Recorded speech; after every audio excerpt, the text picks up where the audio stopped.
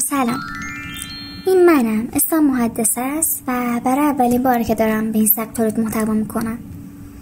راستش من از همه جا کلا ناامید شده بودم و همینطورم خیلی خسته شده بودم، چون سمت هر کاری که میرفتم نمیشه توش موفق بشم.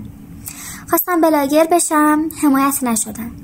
خواستم بازیگر بشم، خانواده‌ام نذاشتن و گفتن اگه بری تو این کار تو دیگه خراب حساب میشی. خواستم ورزشکار بشم، بازم نشد.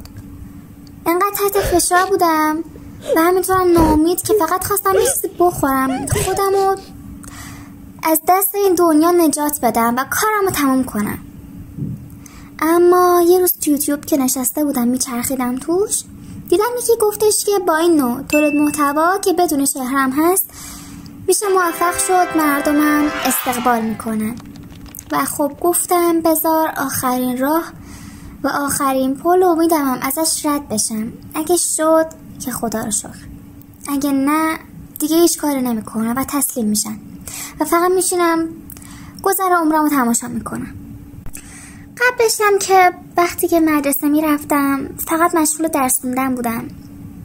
توی کنکورم رشته رو قبول شدم که اصلا دوستش نداشتم و خب هیچ سرمایه‌ای هم نداشتم و نمیدونستم باید چی کار کنم. در نتیجه این راهو انتخاب کردم. امیدوارم کنارم باشید و یه دلیلی برای ادامه دادنم و تنها نذارید. مرسی.